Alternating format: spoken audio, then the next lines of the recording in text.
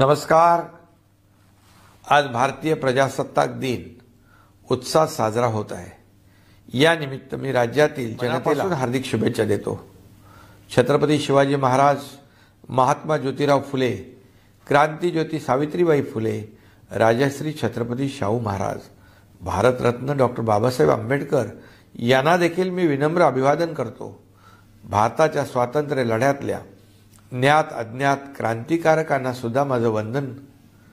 महाराष्ट्र हे देशाचं growth engine आहे आणि हे स्थान टिकवण्यासाठी गेल्या 1.5 वर्षांच्या काळात महायुती सरकारनं आपलं कर्तव्य जबाबदारीने पार पाडलं, हे मी अभिमानाने या ठिकाणी सांगू इच्छितो।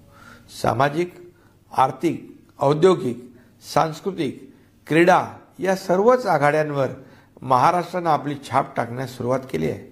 महाराष्ट्रात एक छोटा भारत वसलेला आहे असं आपण म्हणतो आणि त्यामुळेच भारताच्या प्रगतीची पताका डौलाने फडकत ठेवण्यासाठी आपली एकजूट महत्त्वाची आहे।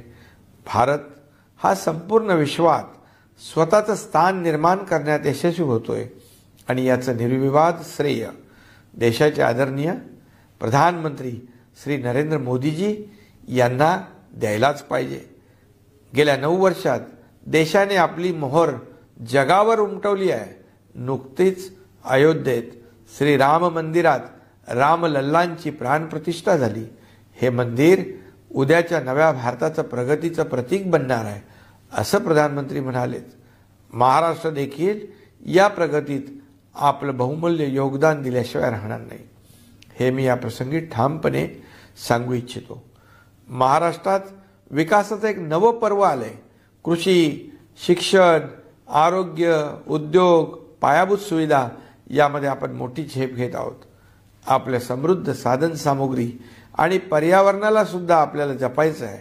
महाराष्ट्राची ओळख एक शांतताप्रिय, सामाजिक सलोखा असणारं राज्य म्हणून आहे। आपल्याला ही ओळख वाढवायची आहे।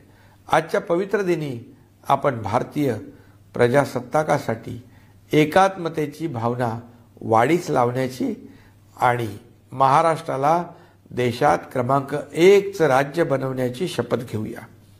पुन्हा एकदा आपल्या सर्वांना प्रजासत्ताक दिनाच्या हार्दिक शुभेच्छा। जय हिंद, जय महाराष्ट्र।